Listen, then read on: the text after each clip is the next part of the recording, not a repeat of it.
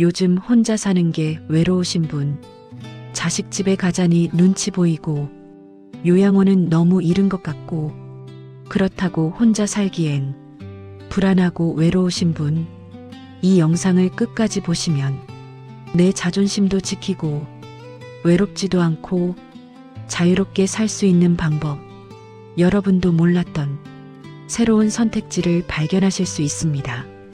그 방법을 찾으신 분이 진솔한 이야기를 들려드리겠습니다. 정말 딱 우리들에게 해당되는 경험 이야기이니 집중해서 들어주세요. 공감도 되고 큰 도움이 되실 거예요. 딸 집도 가봤고, 간병인도 써봤고, 요양원도 다녀오셨대요. 그리고 결국 찾으신 답. 지금부터 그 이야기를 소개할게요. 시작하기 전 구독과 좋아요 눌러주세요. 좋은 영상에 큰 힘이 돼요. 제 이름은 이정희입니다. 올해 나이 75. 남편은 3년 전에 먼저 떠났고 지금은 혼자 살고 있습니다. 아니, 혼자 살았었습니다. 이야기는 2년 전. 그때 저는 혼자 살고 있었어요. 서울 은평구에 있는 작은 아파트 24평에서요. 남편이 떠난 후 혼자가 됐죠. 처음엔 괜찮았어요. 아침에 일어나면 TV를 켜고 아침 뉴스를 보면서 밥을 먹었습니다. 점심엔 친구들을 만나거나 동네 경로당에 갔죠. 저녁엔 집에서 혼자 드라마를 봤어요. 그렇게 하루하루 지나갔습니다. 하지만 시간이 갈수록 외로움이 밀려왔어요. 아침에 눈을 뜨면 텅 빈 집이 너무 조용했습니다. 여보, 습관처럼 남편을 불러봤지만 대답은 없었죠. 그제야 깨달았어요. 아, 혼자구나.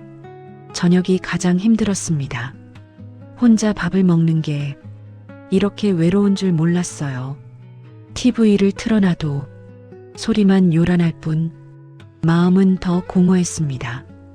밤이 되면 불안했어요. 혹시 내가 밤에 쓰러지면 아무도 모르는 거 아니야? 그런 생각이 들었습니다. 어느 날 새벽 화장실에 가다가 넘어졌어요. 발을 헛디뎠거든요. 쿵! 바닥에 엉덩방아를 찧었습니다. 다행히 크게 다치진 않았어요. 하지만 그 순간 무서웠습니다. 만약 머리를 부딪혔다면, 만약 일어나지 못했다면 아무도 몰랐을 거예요. 다음 날 아침에나 딸이 전화해서 알았겠죠. 그날 아침 딸에게 전화했습니다. 엄마, 무슨 일이에요? 아니야. 그냥 목소리 듣고 싶어서. 엄마, 괜찮으세요? 응, 괜찮아. 거짓말이었습니다. 괜찮지 않았어요. 혼자 사는 게 무서웠습니다. 며칠 후 딸이 찾아왔어요. 엄마, 우리 집으로 오세요. 뭐? 우리 집에 방 하나 있잖아요. 거기서 같이 사세요. 아니야. 괜찮아. 엄마 혼자 잘 살고 있어. 엄마가 혼자 계시니까 제가 너무 걱정돼요. 딸의 얼굴이 진지했습니다. 생각해 보세요. 네. 일주일을 고민했어요. 딸 집에 가는 게 맞을까? 내 자존심이 허락할까? 하지만 혼자 사는 게 너무 무서웠습니다. 결국 결정했어요. 딸 집으로 가기로. 이사 가는 날 짐을 쌌습니다. 평생 모은 물건들 하나하나 정리하며 눈물이 났어요. 이 집을 떠나는 게 내 인생의 한 장을 덮는 것 같았습니다. 딸 집은 분당에 있었어요. 34평 아파트, 큰 방, 작은 방, 그리고 서재. 제가 쓸 방은 작은 방이었습니다. 8평 남짓한 크기, 침대 하나, 옷장 하나 놓으면 꽉 찼어요. 엄마, 여기서 편히 쉬세요. 딸이 웃으며 말했습니다. 그래, 고마워. 첫날은 괜찮았어요. 딸이 저녁을 차려줬고 사위도 반갑게 맞아줬으며 손주들도 좋아했습니다. 할머니 왔다. 초등학교 2학년 손주가 달려와 안겼어요. 그날 밤은 따뜻했습니다. 하지만 이틀째부터 조금씩 불편함이 느껴지기 시작했어요. 아침에 일어나면 사위가 먼저 화장실을 쓰고 있었습니다. 기다려야 했어요. 세수하고 싶었지만 30분을 기다렸습니다. 아침 식사 시간, 딸이 차려준 밥을 먹었어요. 맛있었습니다. 하지만 뭔가 어색했어요. 내가 원하는 반찬이 아니라 딸네 식구가 먹는 반찬이었거든요. 젓갈이 먹고 싶었지만 사위가 짠 음식을 못 먹는다며 젓갈이 없었어요. 괜찮아요. 이거 먹을게요. 참았습니다. 낮엔 혼자였어요. 딸은 출근하고 사위도 나가고 손주들도 학교 가고 텅 빈 집에 혼자 남았습니다. TV를 켰어요. 하지만 리모컨 위치도 헷갈렸고 채널도 어떻게 돌리는지 몰랐어요. 새 TV였거든요. 결국 그냥 창밖만 바라봤습니다. 저녁에 딸이 돌아왔어요. 엄마, 오늘 어떠셨어요? 응, 좋았어. 거짓말이었습니다. 하루 종일 말 한마디 안 했어요. 혼자 집에 있던 거랑 뭐가 다른지 모르겠더라고요. 일주일쯤 지났을 때 작은 다툼이 있었습니다. 제가 설거지를 하고 있었어요. 그런데 딸이 말했죠. 엄마, 그릇은 저기 두세요. 제가 식기세척기에 넣을게요. 아니야. 내가 할게. 엄마, 식기세척기 쓰는 게 편해요. 손으로 씻는 게 더 깨끗하잖아. 엄마, 딸의 표정이 약간 굳었어요. 순간 깨달았습니다. 아, 여긴 내 집이 아니구나. 내 방식대로 할 수 없구나. 2주가 지났을 때 사위와도 불편함이 생겼어요. 어느 날 저녁, 사위가 거실에서 TV를 보고 있었어요. 큰 소리로요. 저는 방에 있었지만 소리가 다 들렸습니다. 9시쯤 됐을 때 조금 조용히 해줬으면 했어요. 하지만 말을 못 꺼냈습니다. 여기 주인은 사위니까요. 제가 참아야 한다고 생각했어요. 한 달쯤 지났을 때 딸이 저를 불렀습니다. 엄마, 잠깐만요. 뭔가 심각한 표정이었어요. 왜? 엄마, 제가 말씀드릴 게 있는데요. 응? 아이들 교육 문제인데요. 요즘 애들이 할머니한테 의지를 너무 많이 하는 것 같아요. 그게 나쁜 건가? 아니요. 나쁜 건 아닌데 숙제를 스스로 안 하려고 하고 할머니한테 물어보기만 하려고 해요. 그래, 미안해. 아니에요. 엄마 잘못이 아니에요. 그냥 조금만 거리를 두시면 좋겠어요. 그날 밤 방에 혼자 앉아 생각했어요. 나는 왜 여기 왔을까? 외로워서? 무서워서? 하지만 지금도 외롭기는 마찬가지예요. 오히려 더 외로운 것 같았습니다. 내 집에서 혼자 있을 땐 적어도 내 마음대로 할 수 있었어요. 밥도 내가 먹고 싶은 걸 먹고, TV도 내가 보고 싶은 걸 보고, 설거지도 내 방식대로 하고, 하지만 여긴 모든 게 눈치였습니다. 2달째 되던 날 결심했어요. 나가야겠다. 여긴 내 자리가 아니야. 딸에게 말했습니다. 나 집에 갈래. 엄마, 왜요? 그냥 내 집이 그립네. 엄마, 무슨 일 있으세요? 아니야. 우리 모두 불편한 것 같아서. 엄마, 딸의 눈에 눈물이 맺혔어요. 미안해요, 엄마. 제가 잘못했어요. 아니야. 내 잘못이 아니야. 그냥 엄마가 적응을 못하는 거야. 일주일 후 다시 내 집으로 돌아왔습니다. 2개월 만이었어요. 문을 열고 들어서니 먼지가 쌓여 있었습니다. 하지만 이상하게 마음이 편했어요. 여긴 내 집이니까, 내 공간이니까. 그날 저녁 혼자 라면을 끓여 먹었습니다. 맛있었어요. 내가 먹고 싶어서 끓인 라면이었으니까요. TV도 켰어요. 내가 보고 싶은 채널로. 아무도 눈치 줄 사람 없었습니다. 하지만 밤이 되니 다시 외로웠어요. 그리고 무서웠습니다. 또 넘어지면 어떡하지? 혼자 쓰러지면 어떡하지? 이틀 후 간병인을 알아봤습니다. 요양보호사를 집에 두기로 한 거예요. 주 5일 하루 4시간. 오전에 와서 집안일 좀 도와주고 점심 같이 먹고 이야기 상대가 돼주는 사람. 김순자 씨라는 분이 오셨어요. 60대 초반, 밝은 성격이었습니다. 어르신, 안녕하세요. 네, 안녕하세요. 첫날은 좋았어요. 김 씨가 집안 청소도 해주고, 점심도 같이 차려주고, 이야기도 잘 들어줬어요. 어르신, 외로우셨겠어요. 응, 그랬지. 오랜만에 말을 많이 했습니다. 일주일, 2주일. 김 씨와 잘 지냈어요. 하지만 한 달쯤 지나니 뭔가 이상했습니다. 김 씨는 일하러 오는 사람이었어요. 친구가 아니었습니다.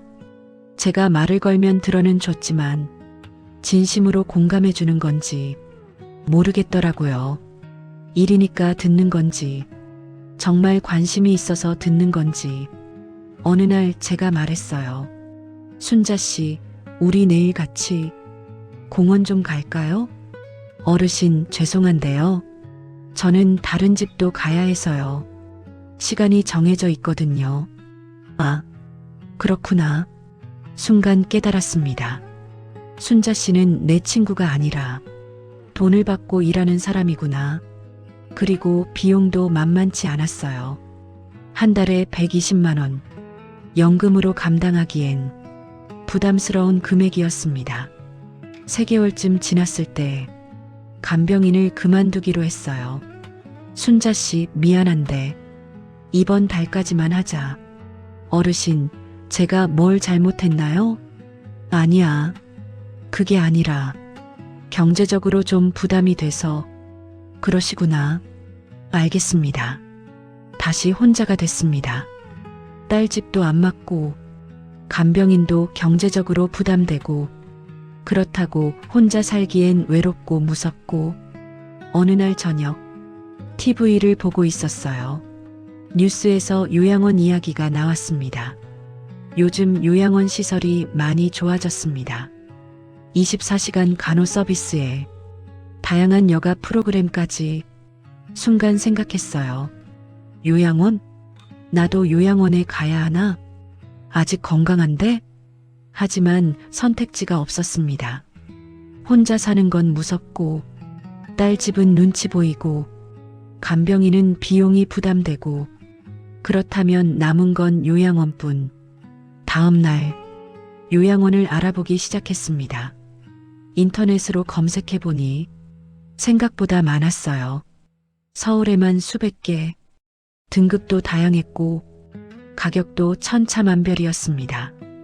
딸에게 말했어요. 나 요양원 알아보려고. 엄마, 왜요? 아직 건강하신데. 그래도 혼자 사는 게 무서워. 엄마, 딸의 목소리가 떨렸습니다. 제가 같이 알아볼게요. 일주일 후 딸과 함께 요양원 3곳을 방문했어요. 첫 번째 곳은 시설은 좋았지만 비용이 너무 비쌌습니다. 한 달에 300만 원. 감당할 수 없는 금액이었어요. 두 번째 곳은 저렴했지만 시설이 너무 낡았습니다. 복도에서 소독약 냄새가 심하게 났고 어르신들 표정이 어두웠어요. 세 번째 곳, 중간 정도 시설. 한 달 비용 180만 원. 2인 1실, 식사 제공, 간호 서비스 포함. 여기로 결정했습니다. 입소 전날 밤 짐을 쌌어요. 많이 가져갈 수 없었습니다. 침대, 옷장, 작은 책장. 그게 전부였어요. 평생 모은 물건들을 대부분 정리해야 했습니다. 사진첩을 보며 눈물이 났어요. 남편과 찍은 사진, 아이들 어릴 적 사진, 가족여행 사진, 이 모든 추억을 작은 방 하나에 담아야 한다니 그날 밤 잠이 오지 않았습니다. 내일부터 요양원 생활. 과연 잘할 수 있을까? 적응할 수 있을까? 불안했습니다. 하지만 선택의 여지가 없었어요. 이게 최선이라고 생각했습니다. 혼자 사는 것보단 낫겠지. 적어도 안전하잖아. 누군가 있으니까. 그렇게 저는 요양원으로 향했습니다. 75세의 나이에 새로운 삶을 시작하게 된 거죠. 과연 요양원 생활은 어땠을까요? 제가 찾던 답이 거기 있었을까요? 요양원에 들어가는 날, 날씨가 이상하게 흐렸어요. 딸이 짐을 들어주며 제 손을 잡았습니다. 엄마, 괜찮으실 거예요. 그 말이 위로가 아니라 오히려 더 슬프게 들렸어요. 요양원 현관을 들어서자 소독약 냄새가 코를 찔렀습니다. 깨끗하긴 했지만 낯선 냄새였어요. 집 냄새가 아니었습니다. 안내를 받아 제 방으로 갔어요. 2인실이었습니다. 침대가 2개, 작은 옷장이 2개, 그리고 창문 하나. 룸메이트는 저보다 2살 많은 김순자 할머니였어요. 안녕하세요. 인사를 했지만 대답은 짧았습니다. 네. 그리고 다시 창밖을 보셨어요. 짐을 풀며 생각했습니다. 이제 이곳이 내 집이구나. 이 작은 침대가 내 자리구나. 딸이 떠나고 혼자 남았을 때 방문이 닫히는 소리가 유난히 크게 들렸어요. 첫날 밤은 잠을 이룰 수 없었습니다. 낯선 침대, 낯선 베개, 옆 침대에서 들리는 낯선 숨소리. 집에서라면 내가 원하는 대로 불을 켜고 책을 볼 수 있었는데 여긴 룸메이트를 위해 10시면 불을 꺼야 했어요. 새벽 4시에 눈이 떠졌습니다. 평소 일어나는 시간이었죠. 하지만 일어날 수 없었어요. 6시 기상이 규칙이었으니까요. 침대에 누워 천장만 바라봤습니다. 2시간 동안 아침 6시 복도에서 종소리가 울렸어요. 기상 시간입니다. 간호사의 밝은 목소리. 하지만 제겐 군대 같다는 생각이 들었습니다. 세면장에 가니 이미 어르신 3분이 줄 서 계셨어요. 저도 뒤에 섰습니다. 평생 내가 원하는 시간에 세수하며 살았는데 이젠 줄을 서야 했습니다. 식당으로 내려갔어요. 긴 테이블에 어르신들이 앉아 계셨습니다. 제 자리는 3번 테이블, 왼쪽 2번째, 정해진 자리였어요. 식사가 나왔습니다. 흰 쌀밥에 된장찌개, 김치와 나물 반찬. 맛은 괜찮았어요. 하지만 선택권은 없었습니다. 오늘 뭐 먹을까? 그런 고민 자체가 사라졌어요. 더 드시겠어요? 직원분이 물었습니다. 아니요, 괜찮습니다. 사실 조금 더 먹고 싶었지만 괜히 폐를 끼치는 것 같아서 그냥 참았어요. 식사 후엔 정해진 일과가 있었습니다. 오전 10시 건강체조, 11시 취미활동, 12시 점심 식사, 2시 낮잠 시간, 4시 간식, 6시 저녁 식사, 8시 TV 시청, 10시 소등. 모든 게 정해져 있었어요. 어디 나가고 싶어도 사전에 신청서를 내야 했고 가족이 면회 온다는 확인서도 필요했습니다. 일주일쯤 지났을 때 몸은 점점 익숙해졌어요. 하지만 마음은 점점 작아지는 느낌이었습니다. 어느 날 오후 건강체조 시간이었어요. 자, 어르신들 팔 올리세요. 선생님의 밝은 목소리. 하지만 저는 그때 이런 생각을 했어요. 나는 아직 혼자서도 팔을 올릴 수 있는데 왜 여기 있지? 룸메이트 김순자 할머니와도 쉽지 않았습니다. 할머니는 저녁 7시면 주무셨어요. 하지만 저는 평소 10시에 잤거든요. 책을 읽고 싶었지만 불빛이 할머니께 방해될까봐 참았습니다. 어느 날은 할머니가 밤에 기침을 심하게 하셨어요. 잠을 이룰 수가 없었죠. 하지만 뭐라 할 수도 없었어요. 할머니도 아파서 그러시는 건데 다음 날 아침 거울을 봤더니 눈밑이 퀭하게 내려앉아 있었어요. 그 순간 깨달았습니다. 나는 지금 내 몸도 내 마음도 내 마음대로 할 수 없구나. 2주가 지났을 때 딸이 면회를 왔어요. 엄마 어때요? 괜찮으세요? 응, 좋아. 거짓말이었습니다. 하지만 딸 걱정시키고 싶지 않았어요. 딸이 돌아간 후 복도 벤치에 앉았습니다. 창밖을 바라봤어요. 사람들이 자유롭게 걸어다니고 있었습니다. 누구는 산책을 하고, 누구는 장을 보러 가고, 누구는 그냥 햇살을 쬐고, 나도 저렇게 살았는데, 이젠 저 밖이 너무 멀게 느껴졌어요. 3주째 되던 날, 참다 못해 담당 직원에게 말했습니다. 혹시 아침에 조금 늦게 일어나면 안 될까요? 저는 원래 7시에 일어나거든요. 직원은 난처한 표정을 지었어요. 어르신, 규칙이 있어서요. 다른 분들도 계시잖아요. 네, 알겠습니다. 그날 저녁, 침대에 누워 생각했어요. 나는 왜 여기 있지? 안전하려고, 편하려고. 하지만 나는 지금 안전하지만 숨막히고 편하지만 불행해. 그날 밤 결심했습니다. 나가야겠다. 여긴 내 자리가 아니야. 다음 날 아침 원장님을 찾아갔어요. 죄송하지만 제가 퇴소하고 싶습니다. 원장님은 놀란 표정이었어요. 무슨 일이 있으셨나요? 불편한 점이 있으시면. 아니에요. 다들 잘해주셨어요.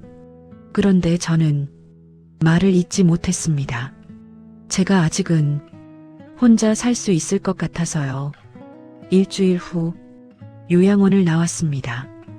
현관을 나서는 순간 바람이 얼굴을 스쳤어요. 그렇게 반가울 수가 없었습니다. 자유의 바람이었어요. 집에 돌아왔습니다. 문을 열고 들어서니 먼지가 쌓여 있었고 냉장고는 텅 비어 있었어요. 하지만 이상하게 마음이 편했습니다. 여긴 내 집이니까, 내가 주인이니까. 그날 저녁, 오랜만에 내가 원하는 시간에 밥을 먹었어요. 혼자 먹는 밥이었지만 누구 눈치 보지 않고 천천히 먹을 수 있었습니다. TV도 원하는 만큼 크게 틀었고 책도 원하는 만큼 읽었어요. 밤 12시까지 그렇게 며칠을 보냈습니다. 자유는 좋았지만 외로움은 여전했어요. 아니, 더 컸어요. 어느 날 오후 집 앞 놀이터를 지나가는데 초등학생 한 명이 혼자 그네를 타고 있었습니다. 학교 끝나는 시간인데 엄마는 안 보이고 아이 표정이 불안해 보였어요. 얘야, 엄마 안 오셨어? 네. 엄마 회사 일 때문에 늦으신데요. 그럼 할머니가 여기 같이 있어줄까? 정말요? 아이 얼굴이 환해졌습니다. 30분쯤 지나서 젊은 엄마가 헐레벌떡 뛰어왔어요. 어머, 죄송해요. 회의가 길어져서. 괜찮아요. 전 근처 사니까. 정말 감사합니다. 그날 저녁, 오랜만에 마음이 따뜻했어요. 누군가에게 필요한 사람, 누군가를 도와준 사람, 그런 느낌이 들었거든요. 며칠 후, 그 엄마가 저를 찾아왔어요. 어르신, 너무 죄송한데, 혹시 다음 주에도? 그럼요. 제가 시간 많은걸요. 그렇게 시작됐습니다. 일주일에 2~3번, 아이를 기다려주고 같이 집까지 걸어가주는 일. 별거 아닌 일이었지만 제 하루에 의미가 생겼어요. 오후 2시 반이 되면 준비를 하고 나갔습니다. 아이는 저를 보면 손을 흔들며 달려왔고 함께 걸으며 오늘 있었던 일을 이야기했어요. 할머니, 오늘 미술 시간에 칭찬받았어요. 그래, 우리 민지 최고네. 그 짧은 대화가 제겐 세상에서 가장 따뜻한 시간이었습니다. 한 달쯤 지났을 때 그 아이 엄마가 떡을 들고 찾아왔어요. 어르신, 정말 감사해요. 저희 애가 요즘 학교 가는 게 즐겁대요. 할머니 보러 간다고 그 말을 듣는 순간 눈시울이 뜨거워졌습니다. 내가 누군가에게 기다려지는 사람이라니. 어느 날 엘리베이터에서 옆집 할머니를 만났어요. 요즘 얼굴이 밝아지셨네요. 그래요? 네, 뭔가 좋은 일 있으세요? 아, 그냥 동네 아이 하나 돌봐주고 있어요. 어머, 저도 심심한데 저도 같이 하면 안 될까요? 그렇게 옆집 박경숙 할머니도 함께하기 시작했어요. 이제 우리는 둘이서 아이를 기다렸습니다. 같이 차도 마시고 이야기도 나누고 웃음도 나눴어요. 박경숙 할머니도 저처럼 혼자 사셨거든요. 남편은 3년 전에 돌아가시고 자식들은 외국에 있고 혼자 사는 게 외로웠대요. 나도 요양원 갈까봐 알아보고 있었어요. 저도 다녀왔어요. 어땠어요? 안전하긴 한데 내 삶은 아니더라고요. 우리는 금방 친해졌습니다. 같은 외로움을 아는 사람끼리 말하지 않아도 이해되는 게 있었어요. 어느 날 박경숙 할머니가 말했어요. 우리 같이 살까요? 네, 쉐어하우스요. TV에서 봤어요. 노인들끼리 같이 사는 집, 각자 방은 따로 쓰고 거실이랑 부엌은 같이 쓰는 거요. 신문에서 본 적 있었어요. 서울 성북구에 시니어 쉐어하우스가 있다는 기사. 하지만 나랑은 먼 이야기인 줄 알았죠. 진지하게 생각해봐요. 우리 둘이 같이 살면 외롭지도 않고 서로 도울 수도 있잖아요. 그날 밤 곰곰이 생각해봤습니다. 가족과 살면 눈치 보이고 요양원은 자유가 없고 혼자 살면 외롭고 그렇다면 나와 비슷한 처지의 사람과 함께 살면 어떨까? 일주일 후 박경숙 할머니와 함께 쉐어하우스를 알아보러 다녔어요. 성북구에 있는 곳을 방문했습니다. 작은 주택이었는데 방 4개에 거실 하나, 부엌과 화장실은 공용이었어요. 각자 프라이버시는 보장되고요. 식사는 돌아가면서 하시거나 각자 하실 수 있어요. 청소도 분담하시고요. 관리하시는 분이 설명했습니다. 이미 2분이 살고 계셨어요. 70대 초반 할머니 2분. 반갑게 맞아주셨습니다. 우리도 처음엔 어색했는데 지금은 너무 좋아요. 혼자보다 훨씬 안전하고 외롭지도 않아요. 한 달 고민 끝에 저희는 그 집에 입주하기로 했습니다. 이사 가던 날 짐이 많지 않았어요. 평생 모았던 것들 중 정말 필요한 것만 챙겼거든요. 침대, 옷장, 책 몇 권, 그리고 남편 사진. 새 방에 짐을 풀었습니다. 작지만 온전히 제 공간이었어요. 거실로 나가니 할머니들이 차를 끓이고 계셨어요. 정희 씨, 차 한잔 하세요. 감사합니다. 그날 저녁 4명이 함께 저녁을 먹었습니다. 각자 반찬 하나씩 만들어 와서 식탁에 펼쳤어요. 혼자 먹던 밥보다 훨씬 풍성했습니다. 정희 씨, 김치 정말 맛있어요. 경숙 씨 된장찌개도요. 서로 칭찬하며 웃었어요. 이렇게 웃어본 게 얼마만인지 밤이 되어 제 방으로 들어왔습니다. 문을 닫으니 조용했어요. 하지만 외롭지 않았습니다. 벽 너머에 누군가 있다는 것, 그것만으로도 마음이 든든했어요. 한 달쯤 지났을 때 완전히 적응이 됐습니다. 아침엔 각자 일어나고 원하면 같이 식사하고 낮엔 각자 시간을 보내고 저녁엔 거실에서 이야기를 나눴어요.